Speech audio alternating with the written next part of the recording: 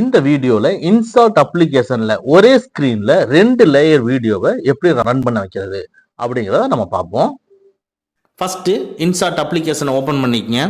இதுல வீடியோவை கிளிக் பண்ணுங்க. இதுல நியூ கிளிக் பண்ணிக்கங்க.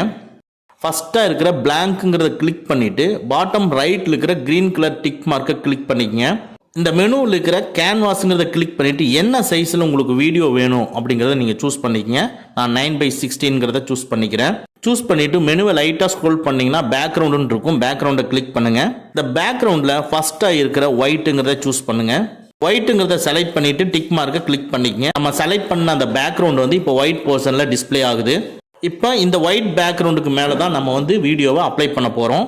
இந்த மெனுவை லைட்டாக ஸ்க்ரோல் பண்ணிங்கன்னா PIP அப்படின்னு ஒரு ஆப்ஷன் இருக்கும். அதை கிளிக் பண்ணிக்கங்க. கிளிக் பண்ணிவிட்டு ஃபஸ்ட்டு வீடியோவை நீங்கள் செலக்ட் பண்ணிக்கங்க.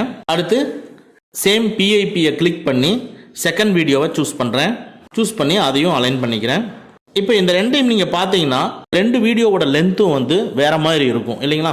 ஒரு வீடியோவோட லென்த்து 1 நிமிஷமாக இருக்கலாம், இல்லை இன்னொரு வீடியோவோட லென்த்து 3 நிமிஷமாக இருக்கலாம். ஆனால் கீழே இருக்கிற பேக்ரவுண்டு அது ஒரு சைஸில் இருக்கும். ஸோ இந்த வீடியோவுக்கு ஈக்குவல் பண்ணுற மாதிரி கீழே இருக்கிற பேக்ரவுண்டை எண்டு வரைக்கும் மூவ் பண்ணிக்கங்க. மூவ் பண்ணிவிட்டு ப்ளே பட்டனை கிளிக் பண்ணிங்கன்னா ஆட்டோமேட்டிக்காக அதாவது ஒரே ஸ்க்ரீனில் 2 வீடியோவையும் ப்ளே பண்ணி பார்க்க முடியும்.